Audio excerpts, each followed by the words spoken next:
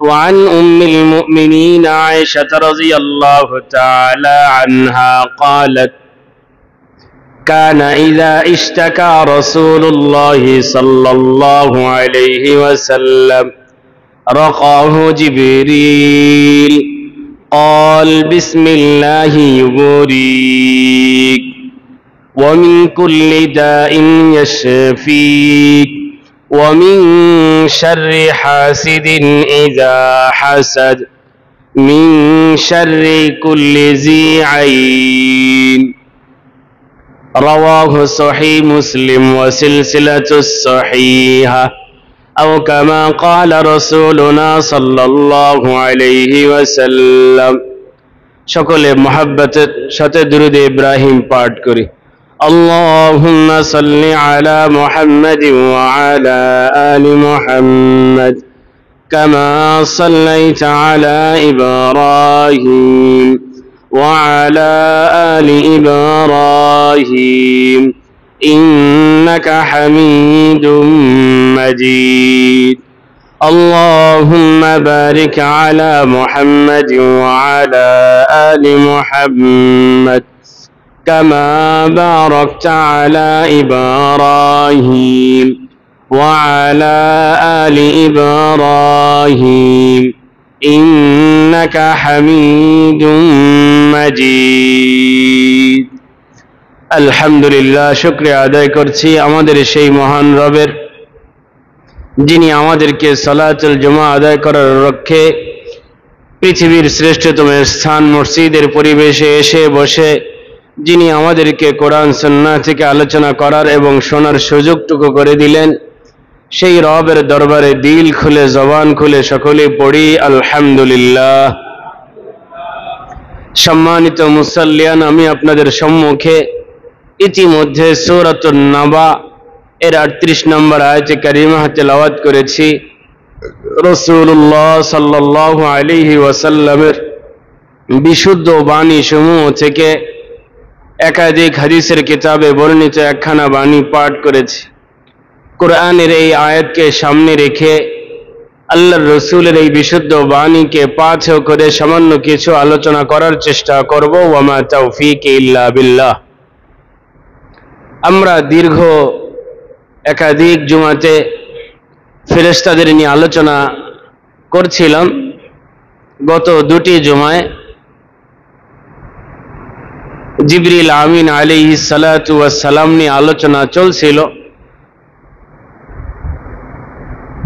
গত জুমায় যেখানে আলোচনা শেষ হয়েছে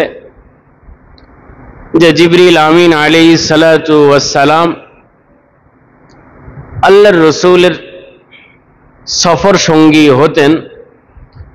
আল্লাহর রাসূল সাল্লাল্লাহু আলাইহি ওয়াসাল্লাম জিবরিল আমিনের সাক্ষাৎ বেশি চাইতেন এবং আল্লাহ তাআলার আদেশ হলে জিবরিল আমিনও আল্লাহর রাসূলের কাছে আসতেন। তো জিবরিল আমিন আলাইহিস সালাতু ওয়াস সালাম আল্লাহ তাআলা যেখানে ফেরেশতাদের আলোচনা করেছেন জিবরিল আমিন আলাইহিস সালাতু ওয়াস সালামকে পৃথকভাবে আলাদাভাবে বর্ণনা করেছেন। জিবরিল আমিন আলাইহিস সালাতু ওয়াস সালাম তিনি মুআল্লিমুল মালাইকা, মুআল্লিমু ইমামিল আম্বিয়া, যে সমস্ত নবীদেরও যিনি ইমাম, সেই নবীরও তিনি ইমাম, সমস্ত ফেরেশতাদেরও তিনি গুরু শিক্ষক। এই জন্য কোরআনুল হাকিমে আল্লাহ তাআলা জিবরিল আমিন আলাইহিস সালাতু ওয়াস সালামের আলোচনা পৃথকভাবে এনেছেন। তার শক্তি কত সে সম্পর্কে গত জুমায় আলোচনা হয়েছে। আল্লাহ তাআলা কিয়ামত সম্পর্কে বলতে গিয়ে সেখানেও জিবরিল আমিন আলাইহিস সালাতু ওয়াস সালামের কথা বলেন। ইয়াউমা ইয়াকুমুর রূহু ওয়াল মালাইকাতু সাফফা لا يتكلمون إلا من أذن له الرحمن وقال صوابا। আল্লাহ তাআলা বলেন সেই কিয়ামতের ময়দানে জিবরাইল এবং ফেরেশতাগণ যখন সারিবদ্ধ হয়ে দাঁড়াবে তারা আল্লাহ তাআলার অনুমতি ছাড়া সেদিন কথা বলার কারো সুযোগ থাকবে না। যাকে আল্লাহ তাআলা কথা বলার অনুমতি দিবেন তিনি কথা বলতে পারবেন এবং সে সঠিকভাবে বলবে। আল্লাহ তাআলা যেই পদ্ধতি অবলম্বন করবেন সেই পদ্ধতিতেই তিনি কথা বলবেন। তো এখানে আল্লাহ তাআলা ফেরেশতাদের কথা বলেছেন, সাথে জিবরাইল আলাইহিস সালাতু ওয়াস সালামের কথাও আলাদা বলেছেন, অথচ তিনি ফেরেশতাদের মধ্যেই গণ্য, আলাদাভাবে আল্লাহ তাআলা এনেছেন। তানাজ্জালুল মালাইকাতু ওয়ার রূহু ফিহা বিইذনি রাব্বিহিম মিন কুল্লি আমর। আল্লাহ তাআলা কদরের রাত্রির পরিচয় দিতে গিয়ে বলেন যে এই মহামান্বিত রাত্রে যে আমার রূহ জিবরিল এবং ফেরেশতা আল্লাহ তাআলার আদেশ ক্রমে ওনারা এই পৃথিবীতে অবতরণ করেন। তো যেখানেই মালাইকার আলোচনা সেখানে জিবরিল আলাইহিস সালাতু ওয়াস সালামের আলোচনা। এই জন্য জিবরিল আমিন আলাইহিস সালাতু ওয়াস সালামের আলোচনা দীর্ঘ, বহু কারণ আছে। জিবরিল আমিন আলাইহিস সালাতু ওয়াস সালামের শক্তি নিয়ে গত জুমায় বলছিলাম।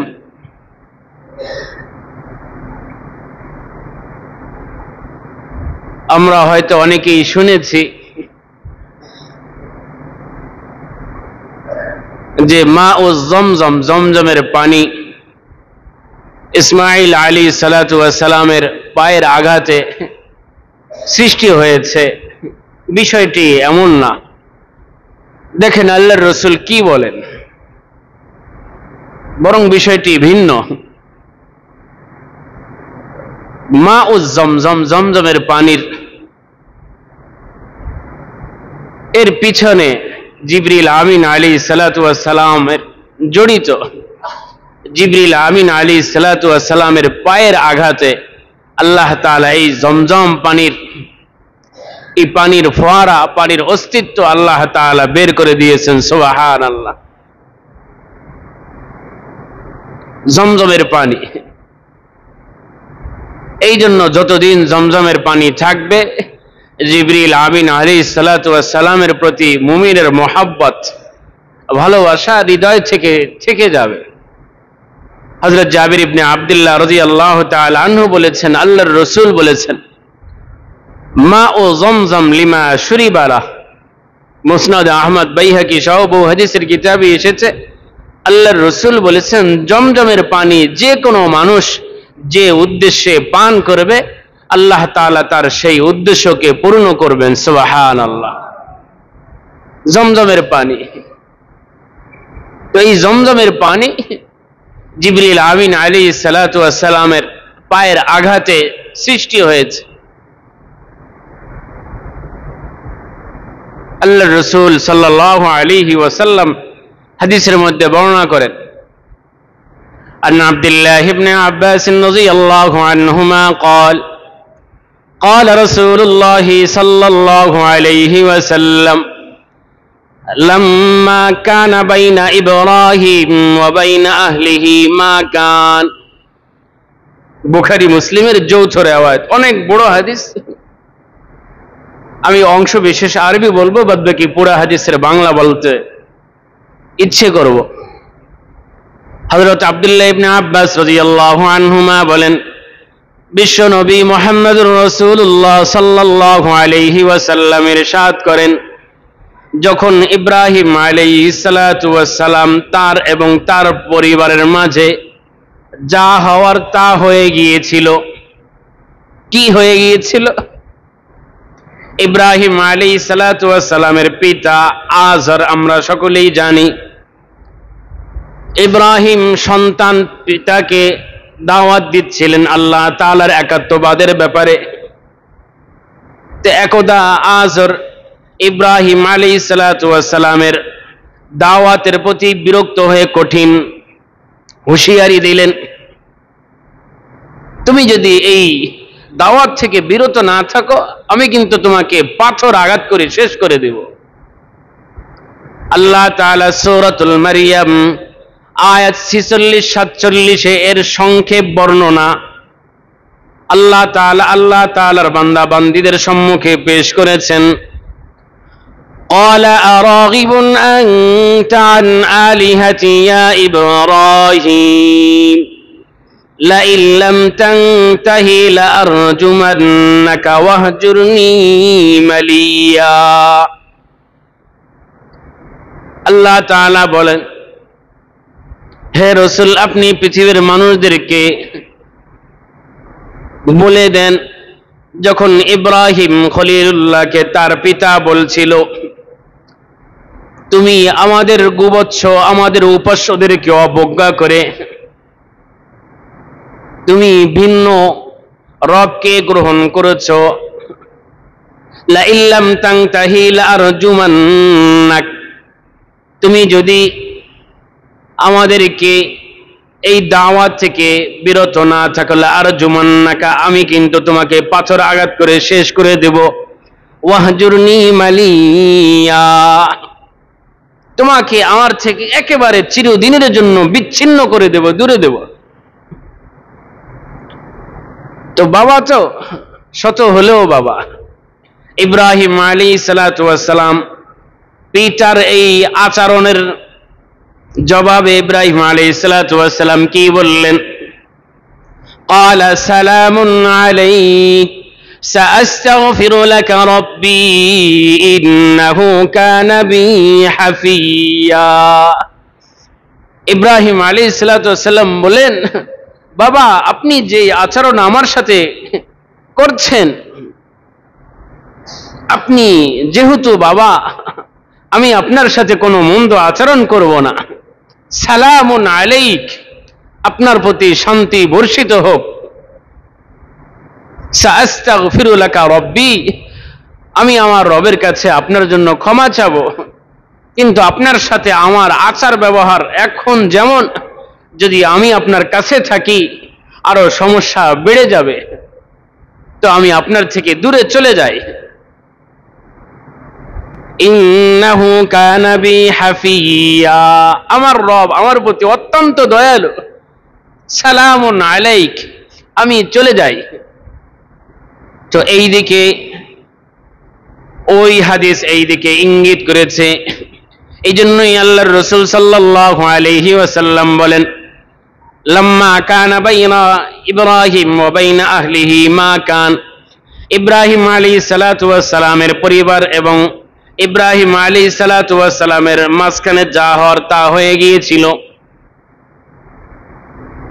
ফাখরাজা বিইসমাঈল ওয়া উম্মি ইসমাঈল, সেই সুদূর ফিলিস্তিন থেকে ইব্রাহিম আলাইহিস সালাতু ওয়াস সালাম শিশু ইসমাঈল আলাইহিস সালাতু ওয়াস সালামকে নিয়ে সাথে ইসমাঈল আলাইহিস সালাতু ওয়াস সালামের মাকে নিয়ে রওনা হলেন, বের হলেন। মাহুম শান্নাতুন ফিহা মা, হাদিসের ভাষা, তাদের সাথে শুধুমাত্র একটা পানির মশক, একটা পানির বর্তন ছিল, পাত্র ছিল, যেই পাত্রতে শুধু পানি ছিল। হাত্তা কদিমা মক্কা, তারা হেঁটে হেঁটে এক পর্যায়ে মক্কায় পৌঁছে গেল। ফাওয়াযাহা তাহতা দাওহা, ইব্রাহিম আলাইহিস সালাতু ওয়াস সালাম তাদেরকে দাওহা নামক গাছের নিচে রাখলেন।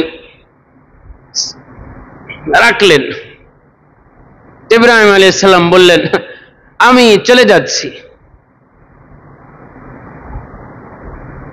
তো ইসমাঈল আলাইহিস সালাতু ওয়াস সালাম এবং তার মা ইসমাঈল আলাইহিস সালাম হাজেরার কোলে, ইব্রাহিম আলাইহিস সালামের পিছনে হাঁটতে শুরু করলেন।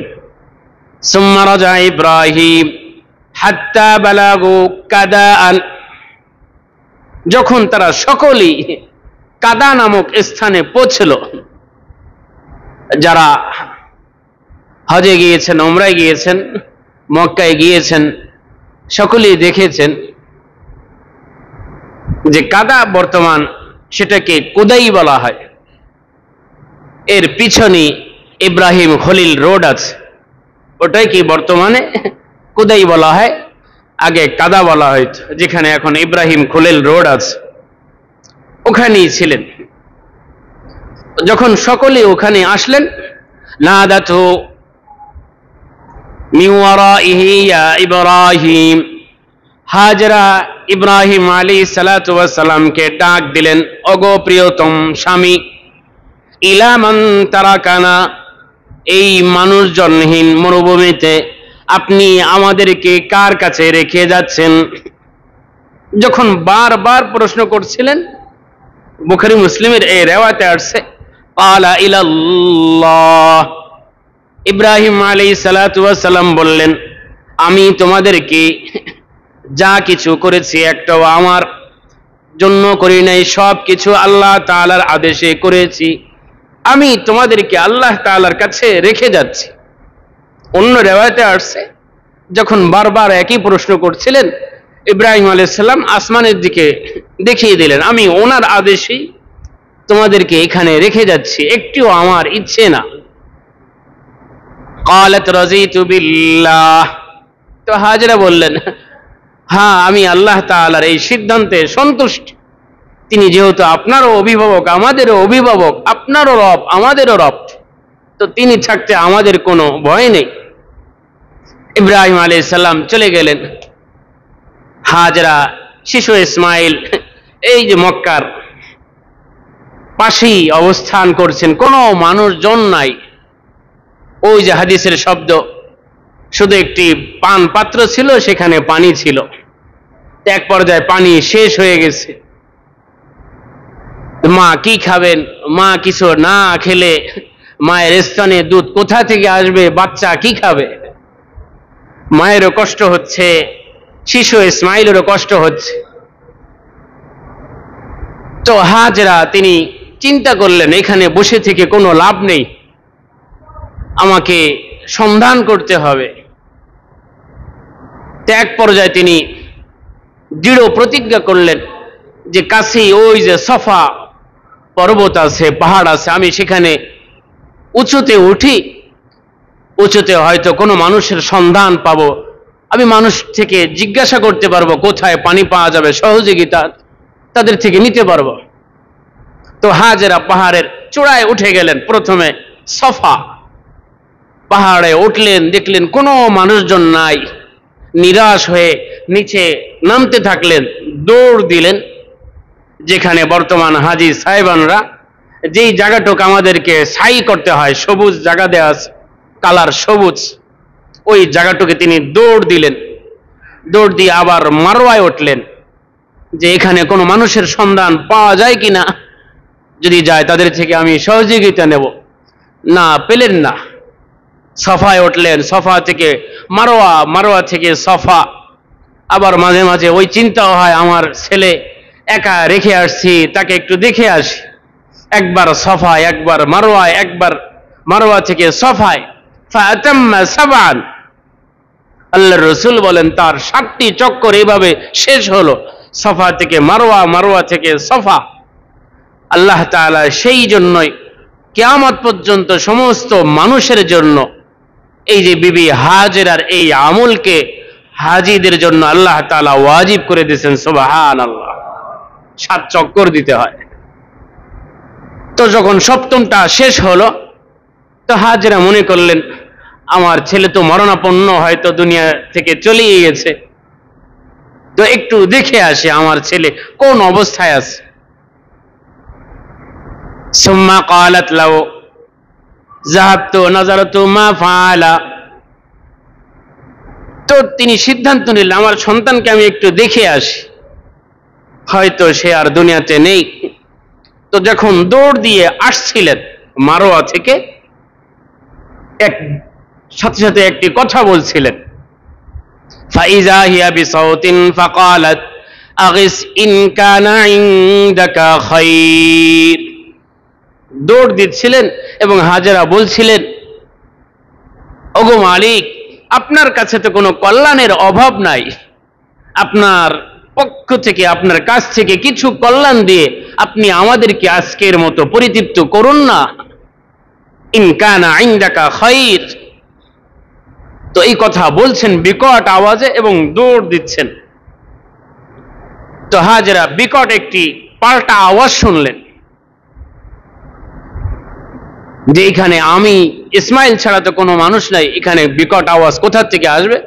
যখন ইসমাইল আলাইহিস সালাতু ওয়াস সালামের একেবারে কাছে চলে আসছেন তো দেখলেন ফাইজা বিজিব্রিল, জিব্রাইল আলাইহিস সালাতু ওয়াস সালাম সেখানে দণ্ডায়মান। সুবহানাল্লাহ। তো কথা হলো জিবরিল আমিন আলাইহিস সালাতু ওয়াস সালাম সবকিছু জানলেন। তো হাজেরা যখন জিবরিল আলাইহিস সালাতু ওয়াস সালামের পরিচয় শুনলেন, জানলেন, তো বুঝলেন যে কিছু একটা হবে। ইসমাইল আলাইহিস সালাম যিনি অদূর ভবিষ্যতে নবী হবেন, আর এই বংশ থেকে সাইয়্যিদুল আম্বিয়া দো জাহানের সরদার মুহাম্মদুর রাসূলুল্লাহ সাল্লাল্লাহু আলাইহি ওয়াসাল্লামের আবির্ভাব যে হবে, এরই সংকেত। তো জিবরিল আমিন আলাইহিস সালাতু ওয়াস সালাম ফাগামাযা ইকাবাহু আলাল আরদ, আল্লাহর রাসূল সাল্লাল্লাহু আলাইহি ওয়াসাল্লাম বলেন জিবরিল আমিন আলাইহিস সালাতু ওয়াস সালাম তার পায়ের গোড়ালি দিয়ে জমিনে আঘাত করলেন। ফানবাসাকাল মা, সেখান থেকে পানির ফোয়ারা বের হলো। সুবহানাল্লাহ। গত জুমায় বলেছিলাম জিবরিল আমিনের এর শক্তি কত। তিনি আঙ্গুল দিয়ে পাথরকে ছিদ্রি করে ফেলছিলেন এবং সেই ছিদ্রের মধ্যে রশি দিয়ে বেঁধেছিলেন মেরাজের রজনীতে। তো পায়ের আঘাতের মাধ্যমে তিনি পানির ফোয়ারা বের করলেন, জমজমের পানি বের হলো। ফাদাহিসাত উম্মু ইসমাঈল, হাজরা অবাক হয়ে গেলেন যে এত পানি। ফাজাআলাত তাহফির, তিনি পানিকে বাঁধ দিলেন, চারদিক থেকে বাঁধ দিলেন, নিজে পান করলেন। শিশু পরিতৃপ্ত হলো এবং চতুর্দিক থেকে বাঁধ দিলেন। আল্লাহর রাসূল সাল্লাল্লাহু আলাইহি ওয়াসাল্লাম বলেন রাহিমাল্লাহ উম্মা ইসমাঈল, আল্লাহ তাআলা ইসমাঈল আলাইহিস সালাতু ওয়াস সালামের মায়ের প্রতি দয়া করুন। লাউ তারাকাতহু কানাল মাউ যাহিরান, সেই দিন যদি হাজেরা এই কূপের চারদিক দিয়ে যদি বাঁধ না দিত তো এটা আর জমজমের কূপ থাকতো না। এই জমজমের কূপ সারা পৃথিবীকে পেলান বয়ে দিয়ে পুরা পৃথিবীকে ডুবিয়ে দিত। সুবহানাল্লাহ। তো এই হাদিস সুস্পষ্ট যে জমজমের অস্তিত্ব, জমজম সৃষ্টির পিছনে জিবরাইল আলাইহিস সালাতু ওয়াস সালামের হাত আছে। তো বলছিলাম জিবরাইল আলাইহিস সালাতু ওয়াস সালামের পাওয়ার কত শক্তি। জিবরাইল আলাইহিস সালাতু ওয়াস সালামের আরেকটি শান, আল্লাহর রাসূল সাল্লাল্লাহু আলাইহি ওয়াসাল্লাম যখনই অসুস্থ হতেন জিবরিল আমিন আলাইহিস সালাতু ওয়াস সালাম আল্লাহর রাসূলকে ঝাড়ফু করাতেন, তিনি চিকিৎসা করা দিতেন। ঝাড়ফু বৈধ না অবৈধ বুঝলেই বুঝবেন। যদি সেটা শরীয়ত সম্মত হয়, শরীয়তের নির্দেশনার বাহিরে না হয়, তো এমন ঝাড়ফুতে কোনো সমস্যা নেই, বরং সেটা কল্যাণকর, মানুষের জন্য অনেক ফায়দাও বটে। এই মর্মে আমি তিনটি হাদিস বলছি। আন আউফ ইবনে মালিক আল-আশজাঈ রাদিয়াল্লাহু আনহু قال كنا نرقي في الجاهلية فقلنا يا رسول الله كيف ترى في ذلك فقال أعرضوا علي رقاكم ما لا بأس بالرقى ما لم يكن فيه شرك رواه صحيح مسلم وصحيح ابن حبان। হাদিসটি দুইটো বিশুদ্ধ হাদিসের কিতাবে এসেছে। হযরত আউফ ইবনে মালিক আল-আশজাঈ রাদিয়াল্লাহু আনহু বলেন যে আমরা আল্লাহর রাসূলকে জিজ্ঞাসা করলাম, ওগো আল্লাহর রাসূল, আমরা জাহিলি যুগে আমরা একে অপরকে ঝাড়ফু করতাম অসুস্থ হয়ে গেলে, কাইফা তারা ফি যালিক, আপনি আপনার মূল্য, আপনি আপনার মতামত আমাদের এই বিষয়ে ব্যক্ত করেন, আপনি এটাকে কোন ভাবে দেখেন। আল্লাহর রাসূল বললেন আরিজু আলাইয়া রুকাকুম, তোমরা যা করে তোমরা ঝাড়ফু করো সেইগুলোকে আমার সম্মুখে পেশ করো। সাহাবা একরাম পেশ করলেন। আল্লাহর রাসূল বললেন লা বা'সা বিররুকা মা লাম ইয়াকুন ফীহি শিরকুন। যদি ঝাড়ফুঁর মধ্যে মানুষ যদি শিরিকের আশ্রয় গ্রহণ না করে, যদি তার মধ্যে কোনো শিরিকের গন্ধ না থাকে, এমন ঝাড়ফুঁড় করতে কোনো সমস্যা নেই, এমন রুকিয়া এটা বৈধ। মুসলিম সহিহ ইবনে ইব্বানের রিওয়ায়াত। অপর হাদিস عن يزيد بن عبيد مولى سلمة بن الأقوى قال رأيت أثر ضربة في ساق سلمة فقلت ما هذه الضربة قال أصابتني يوم خيبر فقال الناس أصيب سلامة فأتيت النبي صلى الله عليه وسلم فنفس فيه 3 نفاسات فما اشتكيتها حتى الساعة رواه البخاري وصحيح ابن حبان وسنن أبي داود। হাদিসটি একযোগে তিনটি হাদিসের কিতাবে এসেছে, বুখারী, সহিহ ইবনে হিব্বান, আবু দাউদ সহ আরো ভিন্ন হাদিসের কিতাবে বর্ণিত আছে। হযরত ইয়াজিদ ইবনে উবাইদ সালামা ইবনুল আকওয়ার আজাদকৃত গোলাম, তিনি বলেন, আমি একদা সালামার পায়ে একটি আঘাতের চিহ্ন দেখতে পেলাম। তা আমি জিজ্ঞেস করলাম, ইয়া আবা মুসলিম মা হাযিহি যারবা, আপনার পায়ে যে মারাত্মক একটি আঘাতের চিহ্ন, এটা কিভাবে হয়েছে? তো তিনি বললেন, হাযিহি যারবাতু আসাবাতনি ইয়াউমা খাইবারা, এই যে আঘাতের চিহ্ন, এটা খাইবারের দিন, খাইবারের যুদ্ধে অমুসলিমদের পক্ষ থেকে আমার পা মারাত্মকভাবে আক্রান্ত হয়েছে, সেটাই তার প্রতিচ্ছবি। আমি অনেক আঘাত পেয়েছিলাম। ফাকালান নাস উসিবা সালামা, মানুষ বলতে লাগছিল যে সালামা হয়তো বাঁচবে না, যে আঘাত পেয়েছে, মারাত্মক জখম হয়েছে, উনি হয়তো বাঁচবে না। আমি কালক্ষেপণ না করে ফাআতাইতুন নবী সাল্লাল্লাহু আলাইহি ওয়াসাল্লাম, আমি আল্লাহর রাসূলের দরবারে উপস্থিত হলাম, আল্লাহর রাসূলকে দেখালাম, বললাম, ফানাফাসা ফীহি 3 নাফাসাত, আল্লাহর রাসূল ওই ক্ষত স্থানে তিনি তার জবান মোবারক দিয়ে 3টি ফু দিলেন। ফামাশতাকাইতুহা হাত্তা সাআ, সেই দিন থেকে আজও পর্যন্ত আমার সেই পায়ে আর কোনোদিন ব্যথা অনুভব করিনি। সুবহানাল্লাহ।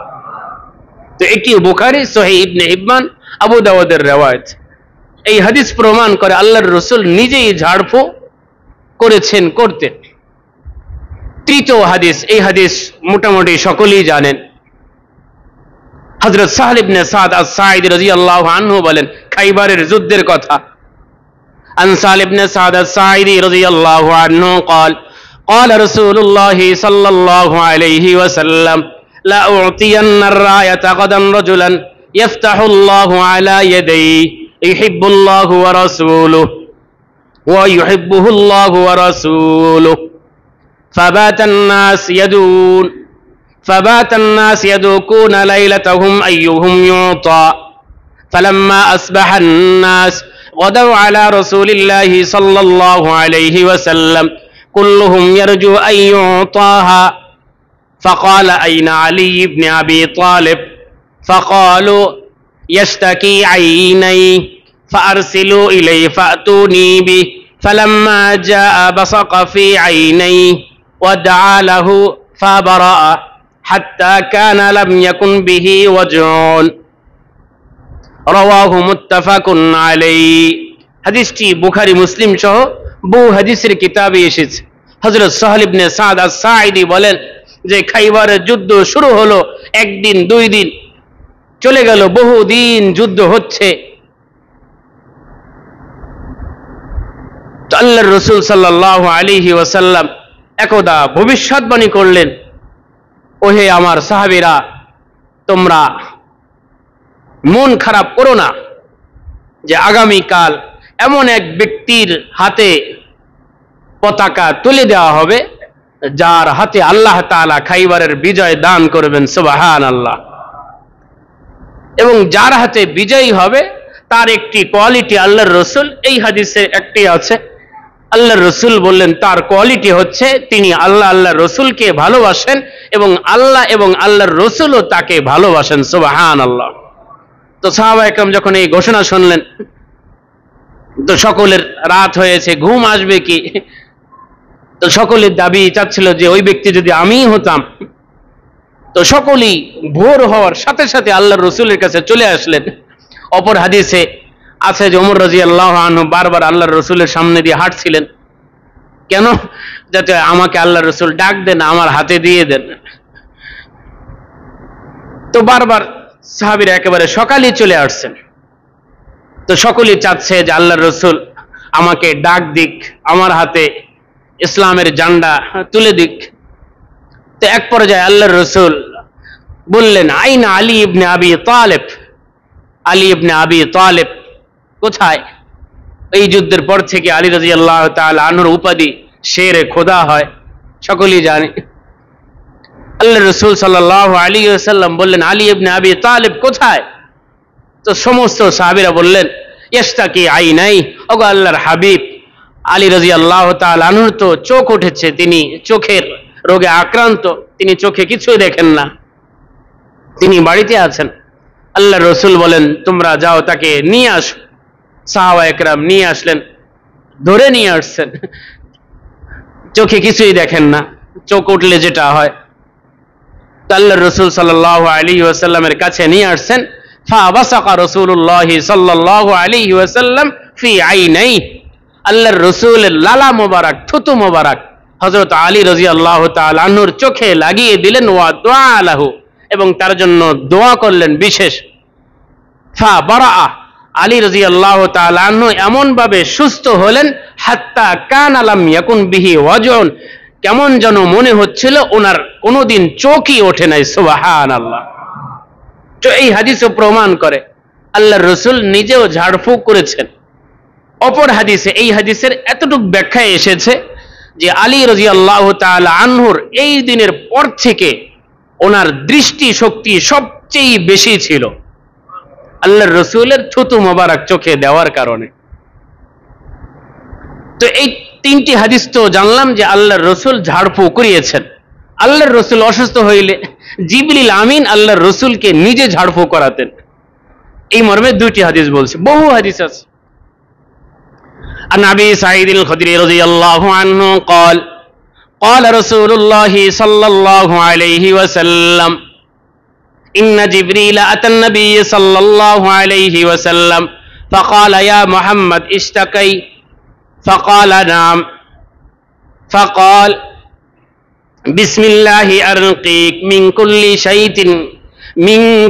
شيء يؤذيك من شر كل نفس أو عين حاسد الله يشفيك بسم الله أرقيك رواه صحيح مسلم ومسند أحمد والترمذي والسنن النسائي في الكبرى। হাদিসটি একযোগে চারটি বিশুদ্ধ হাদিসের কিতাবে এসেছে। হযরত আবু সাঈদ খুদরি রাদিয়াল্লাহু আনহু বলেন, আল্লাহর রাসূল সাল্লাল্লাহু আলাইহি ওয়াসাল্লাম বলেন, আমি অসুস্থ হলে জিবরিল আমিন আমার কাছে চলে আসতেন। তো একদিনের ঘটনা, আমি অসুস্থ, জিবরিল আমিন এসেছেন, আমাকে জিজ্ঞাসা করলেন, ইয়া মুহাম্মদ ইশতাকাইতা, ওগো আল্লাহর হাবিব আপনি কি অসুস্থ? আমি বললাম, ফাকালা নাম, হ্যাঁ আমি খুব অসুস্থ। তো জিবরিল আমিন আমাকে কিছু দোয়া পড়ে তিনি ফু দিলেন, দোয়াগুলো মুখস্থ করতে পারেন জিবরিল আমিন আলাইহিস সালাতু ওয়াস সালামের আমল। বিসমিল্লাহি আরকিক মিন কুল্লি শাইইন ইউযিক মিন শাররি কুল্লি নাফসিন আও আইনি হাসিদিন আল্লাহু ইয়াশফিক বিসমিল্লাহি আরকিক। জিবরিল আমিন বললেন, ওগো আল্লাহর হাবিব আমি আল্লাহর নামে আপনাকে ঝেড়ে দিচ্ছি প্রত্যেক খারাপ জিনিস থেকে, প্রত্যেক অনিষ্টতা থেকে এবং প্রত্যেক বদ নজর থেকে। আল্লাহু ইয়াশফিক, আল্লাহ তাআলা আপনাকে সুস্থতা দান করুক। বিসমিল্লাহি আরকিক, আল্লাহর নামে আমি আপনাকে ঝেড়ে দিচ্ছি। তো এই হাদিস প্রমাণ করে যে আল্লাহর রাসূল অসুস্থ হলে জিবরিল আমিন আল্লাহর রাসূলের চিকিৎসা করতেন। জিবরিল আমিন আল্লাহর রাসূল সাল্লাল্লাহু আলাইহি ওয়াসাল্লামকে ঝাড়ফুঁক করিয়েছেন। অপর আরেকটি হাদিস, এই হাদিসের বর্ণনাকারী আম্মা জান আয়েশা রাদিয়াল্লাহু তাআলা আনহা নিজেই। আন্না আয়েশা রাদিয়াল্লাহু তাআলা আনহা قالت كان اذا اشتكى رسول الله صلى الله عليه وسلم رقاه جبريل। আম্মা জান আয়েশা রাদিয়াল্লাহু তাআলা আনহা বলেন, আল্লাহর রাসূল সাল্লাল্লাহু আলাইহি ওয়াসাল্লাম যখনই অসুস্থ হতেন, জিবরিল আমিন আলাইহিস সালাতু ওয়াত তাসলিম তিনি আল্লাহর রাসূলকে ঝাড়ফু করিয়ে দিতেন। সুবহানাল্লাহ। এই হাদিসে আরেকটি দোয়া আছে, বিসমিল্লাহি ইউবরিক মিন কুল্লি দাইন ইয়াশফিক মিন ওয়া মিন শাররি হাসিদিন ইযা হাসাদ মিন শাররি কুল্লি জি আইনিন। এই হাদিসটিও সহিহ মুসলিম সিলসিলাতুস সহিহাতে এসেছে। নাসিরউদ্দিন আলবানী সহ অনেক যুগ শ্রেষ্ঠ মুহাদ্দিসগণ এই হাদিসকে সহিহ বলেছেন। তো জিবরিল আমিন আল্লাহর রাসূলকে ঝাড়ফু করিয়েছেন। এই জন্য ঝাড়ফু করা যাবে যদি সেটা শরীয়ত সম্মত হয়, সেখানে শিরিকের কোনো যদি দুর্গন্ধ না থাকে, কুফরের যদি কোনো মিশ্রণ না থাকে, এবং সেখানে যদি আল্লাহর প্রতি যথাযথ বিশ্বাস থাকে যে আল্লাহ তাআলাই এর মাধ্যমে আমাকে সুস্থ করবেন, এ কিছুই না, তাহলে ঝাড়ফু করা যেতে পারে। তো জিবরিল আমিন আলাইহিস সালাতু ওয়াস সালামের শান বলছিলাম। জিবরিল আমিনের বহু শান, এটি বলি শেষ করেছি। জিবরিল আমিন আলাইহিস সালাতু ওয়াস সালামের আরেকটি শান হচ্ছে, জিবরিল আমিন আলাইহিস সালাতু ওয়াস সালাম আল্লাহর রাসূল সাল্লাল্লাহু আলাইহি ওয়াসাল্লামের ওপেন হার্ট সার্জারি করিয়েছেন। কয়বার কোথায় হয়েছে? বিশুদ্ধ বর্ণনা পাওয়া যায় দুটো, বাকি চারবারের কথা সকলেই বলে প্রসিদ্ধ। দুইটি বর্ণনা বুখারী মুসলিমে বর্ণিত আছে, একটি বর্ণনা হাসান আর অপরটি দুর্বল। তো চারবার হয়েছে, দুইবার যে করিয়েছেন এটা জিবরিল আমিন আলাইহিস সালাতু ওয়াস সালাম নিজে করিয়েছেন, ওপেন হার্ট সার্জারি। এরপর থেকে এটা আবিষ্কার হয় যে প্রথমবারের ঘটনা যখন আল্লাহর রাসূল সাল্লাল্লাহু আলাইহি ওয়াসাল্লামের বয়স 4 বছর, তিনি তায়েফে ছিলেন। যারা হজ ওমরায় গিয়েছেন, তায়েফ সফরে গিয়েছেন, দেখেছেন এখনো হালিমাতুস সাদিয়ার বাড়ি আছে, বাড়ির পিছনে একটা মাঠ আছে, সেখানে গাছগাছালি আছে, ওখানের ঘটনা এখনো আছে। আল্লাহর রাসূল সাল্লাল্লাহু আলাইহি ওয়াসাল্লাম নিজেই বর্ণনা দিয়েছেন নবী হওয়ার পর।